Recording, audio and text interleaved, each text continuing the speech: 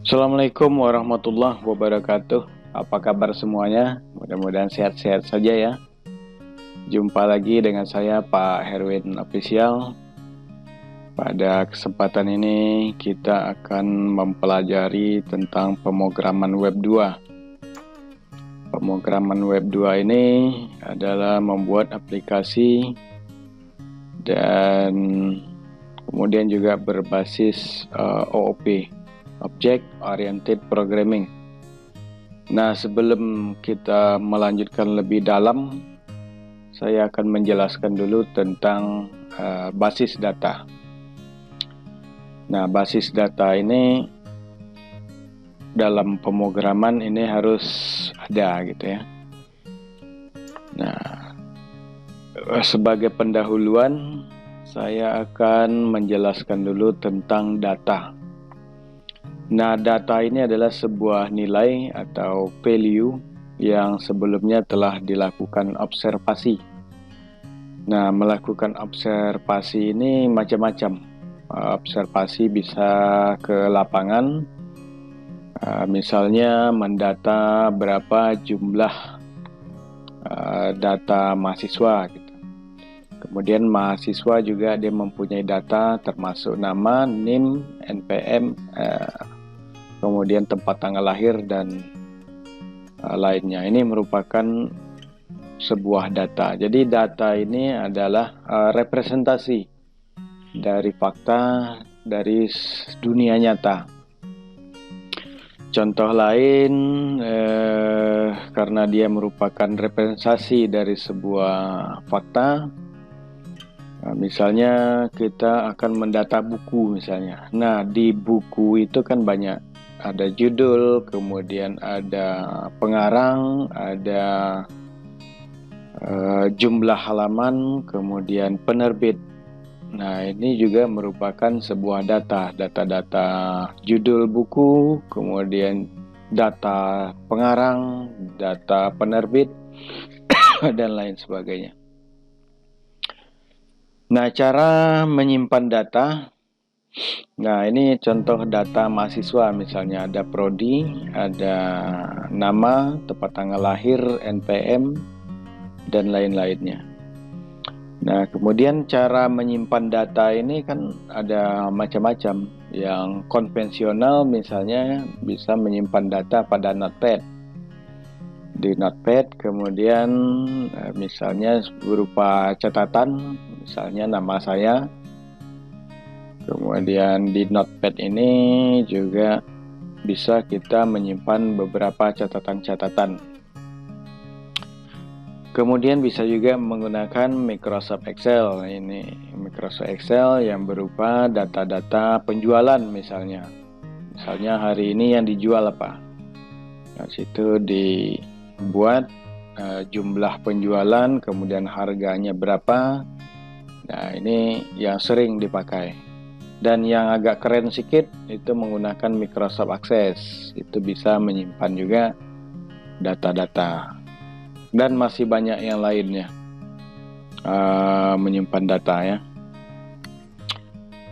Nah, kemudian kita dapat membandingkan sebuah basis data dengan sebuah lemari arsip. Nah, kita dapat membandingkan basis data dengan lemari arsip. Jadi lemari arsip ini juga dulunya kita menyimpan dokumen-dokumen atau arsip-arsip yang terkait dengan data-data, ya macam-macam data arsip ini. Misalnya kalau saya dulu pernah menyimpan data arsip tentang data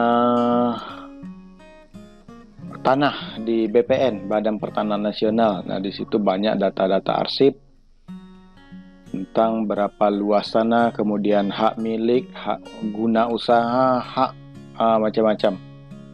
Nah, itu dibuat sebuah lemari yang semakin lama lemari tersebut semakin luas karena jumlah dari dokumen juga semakin banyak.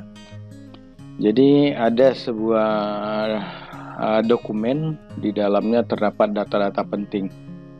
Nah, kita analogikan ini basis data itu sama dengan lemari arsip. Nah, jika kita menggunakan lemari arsip ini atau dokumen, nanti suatu saat dokumen pasti semakin banyak. Maka semakin banyaknya dokumen-dokumen ini, maka berbagai masalah akan muncul. Nah, masalah-masalah tersebut ya antara lain permasalahannya menyangkut tentang kapasitas. Kapasitas ini adalah dokumen yang semakin banyak, kemudian tentulah ruangan juga semakin sempit. Nah, kita akan membutuhkan ruangan yang lebih besar lagi untuk menyimpan apalagi datanya ribuan gitu ya. Nah, ini juga akan menghambat di dalam pengelolaan data itu sendiri. Kemudian yang kedua itu tentang kecepatan. Dokumen yang semakin menumpuk, ruangan juga semakin sempit, maka kecepatan untuk mencari dokumen kurang begitu cepat atau agak lambat lah. Memang jumpa juga datanya, cuman ya mungkin butuh agak 3 hari atau berapa hari karena jumlahnya yang ribuan gitu.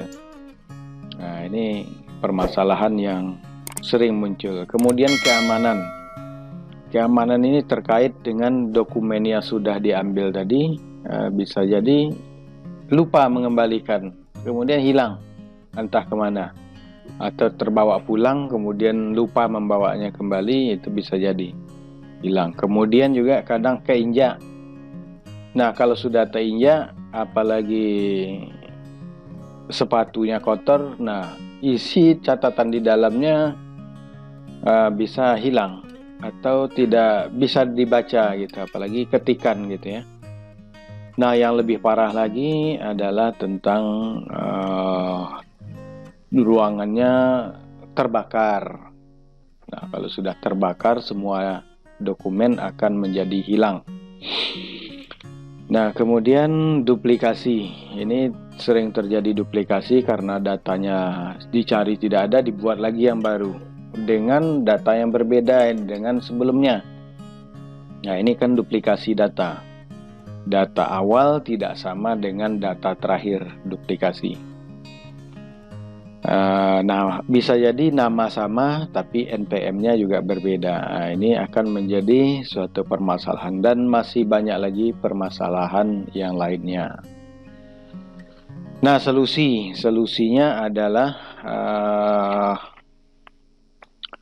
dengan basis data kita dapat memberikan solusi-solusi yang terkait dengan sistem database. Yang pertama itu adalah efisiensi terkait dengan ruang penyimpanan.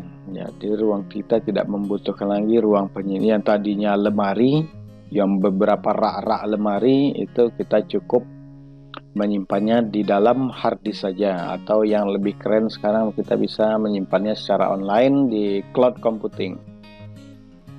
Kemudian yang kedua, kecepatan untuk mengakses sebuah dokumen atau data. Jadi untuk mencari data yang kita perlukan, kita hanya cukup mengetik sebuah keyword di dalam basis data tersebut, dan kita dengan seketika kita dapat menampilkan data-data yang kita inginkan dengan cepat dan mudah, kemudian juga akurat.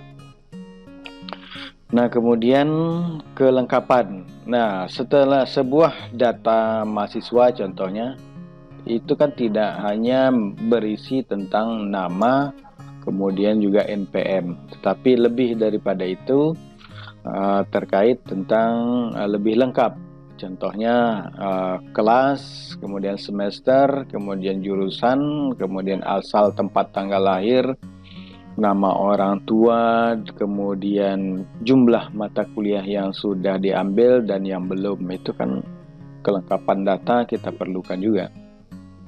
Nah, kemudian ketersediaan itu terkait tentang ketersediaan datanya.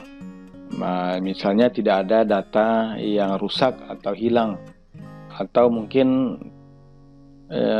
catatan tadi buram sehingga data tidak bisa terbaca kembali. Ini bisa kita atasi. Kemudian juga keamanan. Nah, keamanan sekarang ini untuk security semakin kita terjaga karena ada sistem backup data namanya. Jadi setiap saat kita melakukan backup data, ini kecil kemungkinan data itu akan hilang.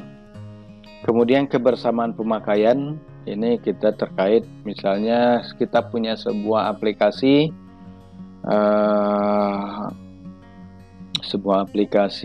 mahasiswa misalnya.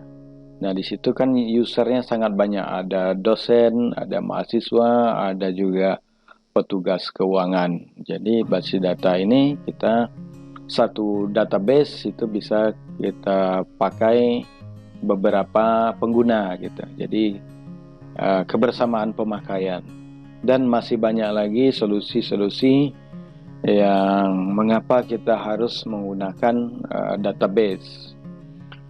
Nah, kemudian ini ada sebuah pertanyaan. Kita tahu ada namanya Microsoft SQL, kemudian ada Oracle, ada Microsoft Access, ada MySQL, ada PostgreSQL, ada InnoDB. Nah, ketika kita ditanya seperti ini kebanyakan orang itu akan menjawab, oh ini adalah sebuah database. Nah, padahal ini bukanlah sebuah database, tetapi adalah DBMS, Database Management System. Nah, Database Management System ini seperti Microsoft SQL, Oracle, dan semua ini adalah sebuah aplikasi untuk mengolah atau mengelola basis data. Jadi semua ini adalah merupakan aplikasi pengelolaan basis data, jadi bukan database. Nah, bisa saja pengelolaannya membuat basis data, bisa membuat relasi, kemudian bisa juga, dan lain sebagainya. Banyak fungsi-fungsi di dalam aplikasi ini. Nah, setiap aplikasi ini mempunyai kelebihan dan kekurangan. Nah, ini saja dulu konsep sebelum kita masuk ke dalam database. Terima kasih. Mudah-mudahan bermanfaat. Jangan lupa tekan subscribe, like, and comment, serta komen di bawahnya. Sampai jumpa lagi pada materi berikutnya. Assalamualaikum warahmatullahi wabarakatuh.